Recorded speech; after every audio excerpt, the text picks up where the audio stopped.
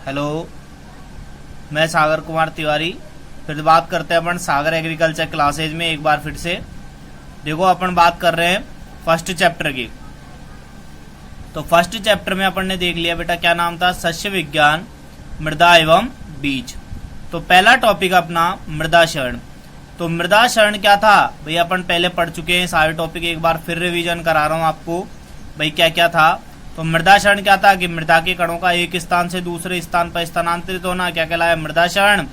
फिर बात करते हैं मृदा क्षरण के प्रकार की। किसकी बात करते हैं? मृदा क्षरण के प्रकार की। तो मृदा क्षरण के दो प्रकार है, प्राकृतिक और त्वरित क्षरण। बात करते हैं फिर। तो देखो, प्राकृतिक और त्वरित क्षरण की बात होगी। त्वरित क्षरण क्या होता है कि दो प्रकार का होता है, जल एवं वायु द्वारा। ठीक है। फिर जल क्षरण को प्रभावित करने वाले कारक देख लिया अपन ने भाई, कौन कौन से कारकों द्वारा जलीय क्षरण क्या होता है? प्रभावित होता है। जैसे जलवायु, स्थलाकृति, मृदा गुण। तो ये सारे अपन ने पिछली बार पॉइंट पढ़ लिए। फिर बात करते हैं मृदा संरक्षण। तो आपने ये पिछला टॉपिक ये पिछली क्लास में पढ़ा था, लास्ट टॉपिक मृदा क्षरण क्या होता है कि भाई मृदा के कणों का या मृदा का क्या करना है? आपको सुरक्षित रखना है, यानी उसको क्या करके रखना है? संरक्षित करके रखना है। तो उसके कौन कौन से उपाय हैं? मृदा संरक्षण के सुरक्षित रखने के कौन कौन से उपाय? तो अपन ने पिछली एक विधि देख ली थी पिछली क्लास में, कौन सी? मृदा संरक्षण की जैविक विधियां। कौन सी देख ली थी? मृदा संरक्षण की जैविक विधियां। इसके बाद में अपन बात कर रहे थे दूसरी विधि अपनी, कौन सी है दूसरी विधि? कि भाई मृदा संरक्षण की यांत्रिक विधियां। दूसरी कौन सी आज शुरू कर रहे हैं? जो मृदा संरक्षण की यांत्रिक विधियां। तो मृदा संरक्षण की यांत्रिक विधियां कितने प्रकार की होती है? 4 प्रकार की। 4 प्रकार के उपाय जिनके द्वारा अपन क्या कर सकते हैं? मृदा संरक्षण की यांत्रिक विधियों का उपयोग करके जलीय क्षरण को रोक सकते हैं। कौन सा क्षरण है? जलीय मृदा क्षरण को क्या कर सकते हैं? रोक सकते हैं। कौन कौन सा? क्यारी या थाला बनाकर। दूसरा है अधो भूमि की गहरी जुताई करके। अधो भूमि की गहरी जुताई करके। तीसरी है कंटूर टेरिस बनाना। चौथी है अपने पास कंटूर खाई बनाना। तो ये 4 प्रकार के मेथड्स हैं। इन मेथड्स के द्वारा अपन क्या कर सकते हैं? यांत्रिक उपकरण द्वारा क्या कर सकते हैं? इसके जलीय क्षरण को रोक सकते हैं। तो पहली बात करते हैं क्यारी की। क्यारी या थाला बनाना। तो देखो, ये सारी बात चल रही है हमेशा कहां पर चल रही है? ये सारी बात अपने किसकी बात कर रहे हैं कि भाई ढलान वाले क्षेत्रों की बात कर रहे हैं। किसकी बात कर रहे हैं? ढलान वाले क्षेत्रों की बात कर रहे हैं। तो देखो, क्यारी या थाले का मतलब क्या होता है? देखो, पहले मैं बता देता हूं कि थाले का मतलब क्या होता है। अपन गोल आकार का क्या बनाते हैं? एक वलय बनाते हैं। गोल आकार क्या बनाते हैं? एक वलय बनाते हैं। देखो, यहाँ वलय बना रखे हैं। ये क्या होता है? अपना जल स्रोत है। यहां से क्या कर रहा है? पानी अपन देते हैं। तो ये क्या करता है? एक वलय में भरेगा। पहले जैसे पानी की गति तेज है तो यहां से क्या होगा? पानी आएगा। पानी आने के बाद में क्या हो सकता है? यहां भरेगा। इसके बढ़ने के बाद जैसे ये बढ़ जाएगा तो यहां चला जाएगा दूसरे वलय में। दूसरे के बाद में किस में चला जाएगा? तीसरे में। तो जैसे ही पानी, यानी मान लो पहाड़ों से आ रहा है या आपके कुओं से आ रहा है, नलकूपों से आ रहा है, किसी भी स्रोत से आ रहा है, तो वहां से क्या होता है? पानी की तेज गति आती है। तो इन वलयों द्वारा क्या होती है? पानी की गति क्या हो जाती है? कम हो जाती है। जिससे क्या होता है कि मृदा में आसानी से इनका क्या कर सकते हैं? अवशोषण कर सकते हैं। जिससे मृदा की जल धारण क्षमता में क्या होती है? वृद्धि होती है। ठीक है। और इनमें देखो, प्लांट से एक दूसरे से क्या होते हैं? दूर रहते हैं। एक ही वलय द्वारा क्या कर सकते हैं? आसानी से एक से दूसरे में क्या करते हैं? पानी पहुंच जाता है। ये कौन सा मेथड है? बेसिन मेथड कहलाता है। ये बेसिन इरिगेशन मेथड। तो देखो क्या है बेटा, बात कर रहे हैं कि ढलान वाले स्थानों के समांतर क्या करते हैं? ढलान वाले स्थानों के समांतर थालों का निर्माण करते हैं। मतलब जिधर की तरफ क्या है? ढलान है, उसके समांतर यानी उसके सीधे में क्या कर देते हैं अपन? क्या कर दिया? किसका निर्माण कर दिया? थालों का निर्माण कर दिया। किसका निर्माण कर दिया? वलयों का या थालों का निर्माण कर दिया। इसको वलय भी कहते हैं। जिससे थाले जल को क्या करते हैं? रोक कर, यानी यहां से पानी आया तो इसको क्या कर लिया? रोक कर इसकी गति को क्या कर देते हैं? कम कर देते हैं। और इसी विधि द्वारा जल संरक्षण में भी क्या होती है? सहायता होती है। मतलब क्या करता है? जल को संरक्षित रखा जा सकता है इस विधि द्वारा। तो समझ गए, क्यारी या थाला क्या होता है? एक नाम और होता है इसका, वलय, जिसको कहते हैं अपन वलय। ठीक है। तो क्या होता है कि ढलान वाले क्षेत्रों में क्या करते हैं? थाले कैसे बनाते हैं? मृदा के समांतर। कैसे बनाते हैं? ढलान के समांतर। दूसरी बात करते हैं कि इन थालों से जल को क्या करते हैं? रोककर, इन थालों में क्या करते हैं? जल को रोककर इसकी गति को क्या कर देते हैं? कम कर देते हैं। और इस विधि द्वारा जल संरक्षण में भी क्या किया जा सकता है? इसका सहयोग होता है। मतलब इस विधि द्वारा क्या कर सकते हैं? अपन जल को संरक्षित करके रख सकते हैं। दूसरा पॉइंट है अधोभूमि की गहरी जुताई करना। अधोभूमि की गहरी जुताई का मतलब क्या होता है, देखो मैं बता देता हूं।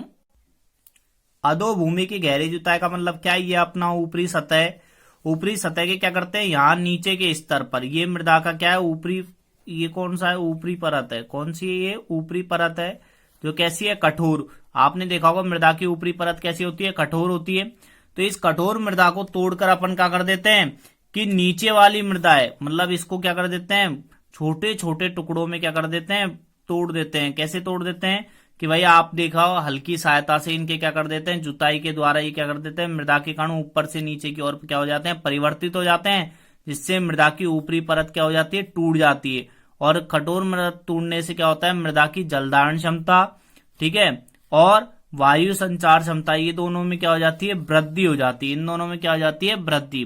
तो देखो यहां भी बात कर रहे हैं अपन, क्या है कि मृदा की ऊपरी परत को तोड़कर, ये मृदा की ऊपरी परत है, इसको क्या कर दिया अपन ने, तोड़कर मृदा की जलधारण क्षमता यानी जल शोषित एवं जलधारण क्षमता क्या करते हैं, बढ़ाते हैं। यानी जल ग्रहण करने की क्षमता और जल धारण क्षमता को क्या कर लेते हैं, अपन बढ़ा लेते हैं।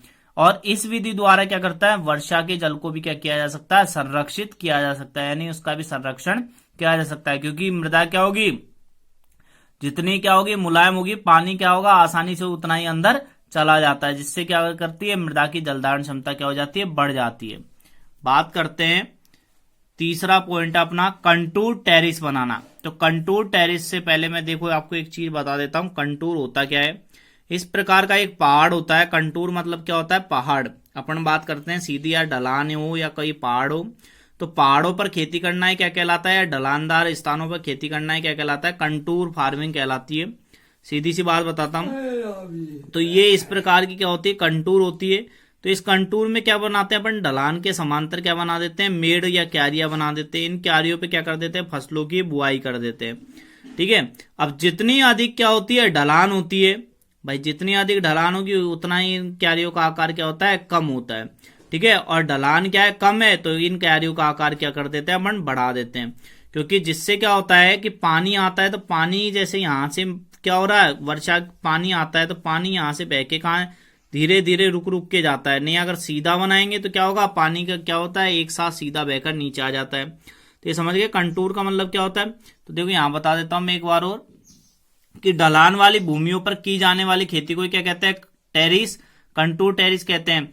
यानी क्या है कि ढलान वाली भूमियों पर की जाने वाली खेती को क्या कहते हैं, कंटूर टेरिस।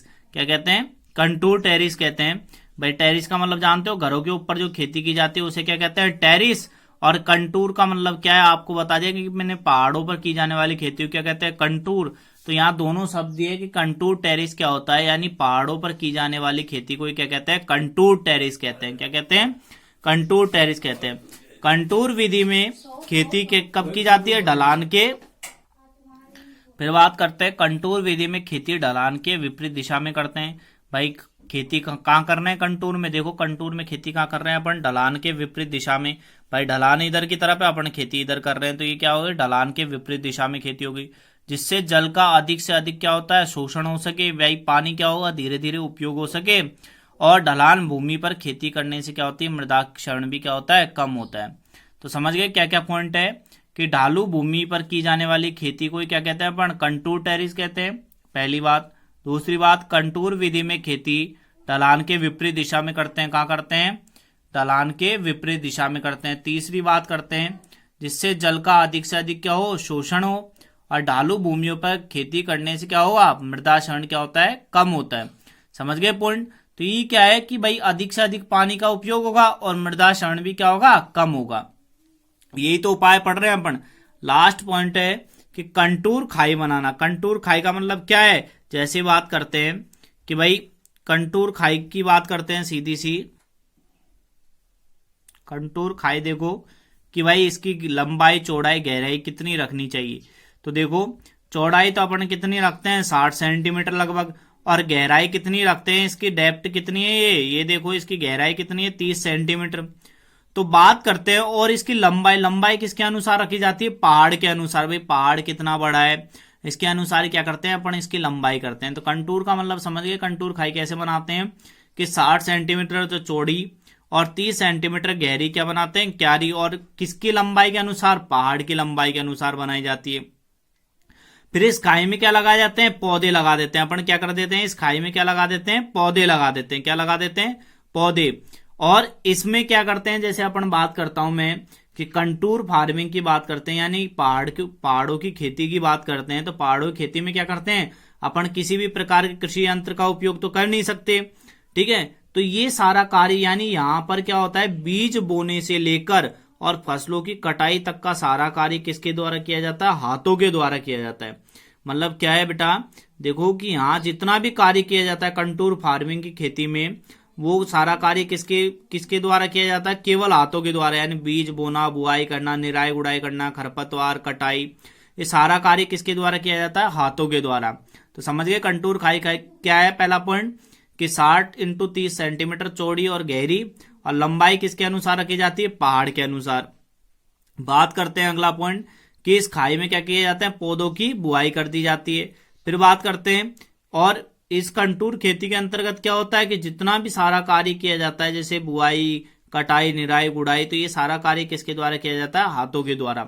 तो ये सारा आज अपन पढ़ चुके हैं। कौन सा पॉइंट था ये, मृदा क्षरण की यांत्रिक विधियां, क्यारी या थाला बनाना, ठीक है, अधोभूमि की गहरी जुताई करना, कंटूर बनाना, कंटूर खाई बनाना। तो आज के ये क्या है, अपना कौन सा क्षरण पूरा हो गया, ये यहाँ पे अपना पूरा हो गया, जलीय क्षरण पूरा हो गया। कौन सा हो गया, जल क्षरण पूरा हो गया। कल से अपन बात करेंगे किसकी, वायु क्षरण की। किसकी बात करेंगे, वायु क्षरण की। तो ये सारे पॉइंट इंपॉर्टेंट है, ठीक है। धन्यवाद।